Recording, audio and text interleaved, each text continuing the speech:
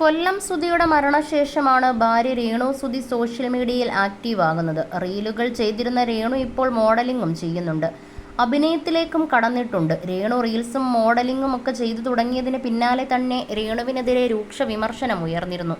സുധിയുടെ മരണശേഷം രേണു എന്താണ് ചെയ്തു കൂട്ടുന്നതെന്നാണ് ചിലർ ചോദിക്കുന്നത്. സുധിയുടെ പേര് കൊണ്ട് പൈസ ഉണ്ടാക്കുകയാണെന്നും എന്തിനാണ് സോഷ്യൽ മീഡിയയിൽ ഇങ്ങനെ ഓരോന്ന് ചെയ്യുന്നതെന്നും ചിലർ ചോദിക്കുന്നു. സുധിയുടെ മകൻ കിച്ചുവിനെ രേണു മറന്നെന്നും അവനെ അകറ്റിയെന്നും ചിലർ പറയുന്നു. രേണു ഏതു വീഡിയോ ഇട്ടാലും ആ വീഡിയോസിനൊക്കെ താഴെ രേണുവിനെ വിമർശിച്ചുകൊണ്ടുള്ള കമൻറ്റുകളും വരാറുണ്ട്. രേണു കഴിഞ്ഞ ദിവസം ഇൻസ്റ്റയിൽ പങ്കുവച്ച വീഡിയോയിലും വിമർശനമുണ്ട്. ഒരു ഭർത്താവ് മരിച്ച സ്ത്രീക്ക് ഒറ്റയ്ക്ക് കഴിയണം, അയാളെ ഓർത്ത് ജീവിക്കണം എന്നൊന്നും നിയമമില്ല. പക്ഷേ ചേച്ചി ഒന്ന് ആലോചിച്ച് നോക്കിക്കേ, സുധിച്ചേട്ടൻ പോയതിൽ പിന്നെ നന്നായിയാണോ പോകുന്നേ എല്ലാമെന്ന്. റീച്ചിന് വേണ്ടിയോ ജീവിക്കാൻ വേണ്ടിയോ ആണെങ്കിൽ എത്ര നല്ല വ്ളോഗ്സ് എടുക്കാൻ പറ്റും. കുക്കിംഗ് അല്ലെങ്കിൽ വേറെ പലതുമുണ്ടല്ലോ. പക്ഷെ ചേച്ചി ഡ്രസ്സിൻ്റെ അളവ് കുറച്ചും മറ്റു വീഡിയോ ചെയ്യുമ്പോൾ അത് ബാധിക്കുന്നത് ചേച്ചിയുടെ മക്കളെ കൂടെയല്ലേ. ചെറുപ്പത്തിൽ അമ്മ നഷ്ടപ്പെട്ട ചേച്ചീനെ കിച്ചു അമ്മ എന്ന് വിളിച്ചത് എന്തുകൊണ്ടാണ്?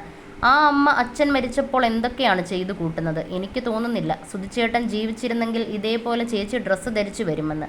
എത്ര മാന്യമായിട്ടാണ് അന്ന് ഫ്ലവർ ഷോയ്ക്ക് ചേച്ചി സുധിച്ചേട്ടൻ പരിചയപ്പെടുത്തിയപ്പോൾ ഡ്രസ്സ് ഇട്ടിരുന്നത്. എന്തിനാണ് എല്ലാവരുടെയും പരിഹാസം കേട്ട് ഇങ്ങനെയൊക്കെ കാണിച്ചു കൂട്ടുന്നത്? നിർത്തൂ പ്ലീസ്. പഴി കേൾക്കുന്നത് കാണുമ്പോൾ ഒരു വിഷമം. നിങ്ങളെ ആരൊക്കെയോ തെറ്റിദ്ധരിപ്പിച്ച് വെച്ചേക്കുവാണ് ചേച്ചി. ആണുങ്ങൾ മാറും, പക്ഷേ പെണ്ണുങ്ങൾ സെക്കൻഡ് വെച്ച് മാറും. അതാണ് പെണ്ണ്. എല്ലാവരും ഇഷ്ടപ്പെട്ട് തുടങ്ങിയെന്ന് തോന്നുന്നു. ബാഡ് കമൻ്റൊക്കെ കുറഞ്ഞോ അതോ എല്ലാവരും മടുത്തോ ആവോ? ഇല്ല, സുധിച്ചേട്ടൻ്റെ അനുഗ്രഹം പോലെ എല്ലാത്തിനും ഒരു പരിമിതിയുണ്ട്. പരിധി വിട്ട് കളിച്ചാൽ അത് അധികമായി പോകും. പ്രസംഗിക്കാം, പക്ഷേ അത് അധിക പ്രസംഗമാകരുത്. ഭർത്താവ് മരിച്ചാൽ സതിയാകണമെന്നില്ല, ജീവിക്കാം ഇഷ്ടത്തിന്, പക്ഷേ അത് അനിഷ്ടമാകരുത്. നമുക്കാകാം, പക്ഷേ ഓവറാകരുത്. സുധിച്ചേട്ടൻ്റെ ഭാര്യ എന്ന പേര് കൊണ്ടാണ് ഇവൾ ഇത്രയൊക്കെ ആയത്, അല്ലെന്ന് ആർക്കെങ്കിലും പറയാമോ?